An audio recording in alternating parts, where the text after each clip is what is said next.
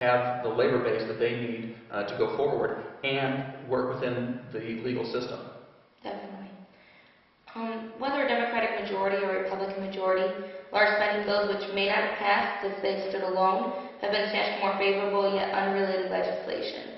Do you believe this is an acceptable practice, or should all legislation be debated and voted on independently based on its own cost and merit, or at least grouped with related bills?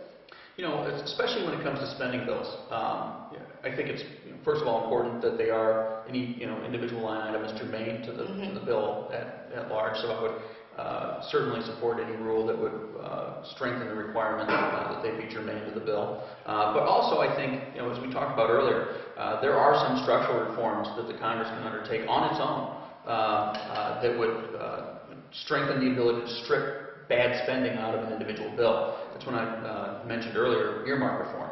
I think it's important that members of Congress have the ability to strike on the floor of the Congress individual items in any spending bill. And further strengthening that, I think it's important that the President have line item veto authority, so that if it makes it out of the Congress, that the President can strike those spending items before it gets signed into law. All right. Will you read every bill full before you cast your vote? Yes, and you know what? As a matter of fact, what's also concerning to me is that members of Congress and the public aren't even given the opportunity to. When the 2,000-page bill becomes the norm as opposed to the exception, and when you enroll the bill a matter of hours before it's voted on, it makes it impossible for members of Congress or the public to actually read the bill. That's why I would support, at a minimum, a 72-hour period between the time that the bill is enrolled and the time that it's voted on. At a minimum. Do you believe the Second Amendment guarantees the right of law-abiding citizens to own guns? I do. As a life member of the NRA and an avid sportsman and gun owner, I read the Second Amendment to provide for an individual right to keep and bear arms.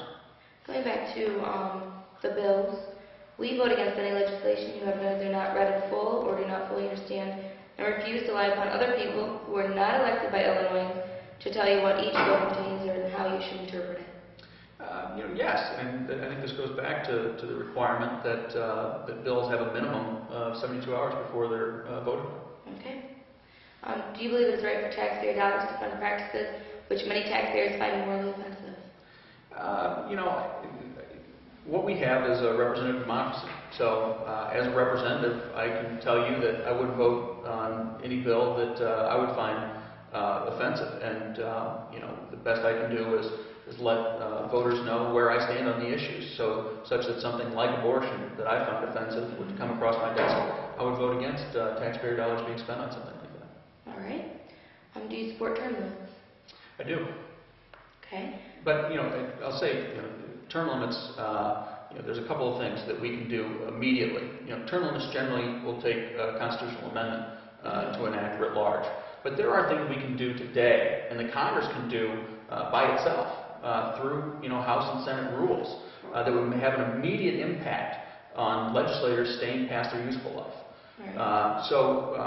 Two things that I would look at and support would be term limits on chairmanships and leadership positions, such that people aren't sticking around just because they have power and the ability to stay around. But second of all, I would support doing away with legislative pensions, so that representatives aren't staying around just to add dollars to their pension system. All right. Do you support a law that would require constitutional justification for every bill in the actual bill? I do. I think it's important that the Congress make a justification for the reason that they're passing the bill and the authority to do so. We'll go back with what you said about the earmarks. What experience and qualifications do you possess that make you the best choice for this position? Well, what I'd like to do is tell you a little bit about myself and allow folks to make their own decision whether I'm qualified or experienced for the job. I grew up in the district. I was born and raised in the district. Graduated from Yorkville school systems. As a matter of fact, my mother was a 34-year teacher in Yorkville school systems. I went to University of Illinois. I have a business degree from University of Illinois. Met my wife at college. I have a law degree from Northwestern University School of Law. I spent a couple of years working in Vice President Cheney's office I was Special Assistant to the Chief of Staff and National Security Advisor. Since 2005, I've been in private law practice, and I'm raising my family in the district today. My wife Heidi and I have a 3-year-old son, Jack, and we make Elburn, Illinois, our home. And what I view the job as a representative to be is to represent the district. First and foremost, what I think is important for a representative to do is to match the voters on the issues and on the opinions and feelings on the issues. So, as I said, I got in this race. I'm running for Congress because I firmly believe that we're borrowing, taxing, and spending too much in this country, and that we are passing nothing on to our next generation than a mountain of debt. So when I look at my 3-year-old son, and you look at the projections, so that when his generation comes time to paying taxes, assuming no growth in spending, assuming a zero growth budget, by the time my son starts paying taxes, his income tax rates are going to have to be double to service the interest on the debt that we're undertaking today in our generation. And that's unconscionable. And that's why I'm in this race. And as I get around the district and hear from folks, I'm heartened because my message, of why I'm running and what I want to do as a representative is what I hear from most people in the area. And it makes me feel good to know that what I care about is what others care about. And that's the way I would act as a representative. And I think I'm a great match with the voters of the district. All right. And the last one, what do you believe is the primary responsibility of your office? Again, I think it's to represent the voters in the district. But also it's to lead on those issues. So, there's two things. One, I would say that a representative, at the end of the day, makes votes.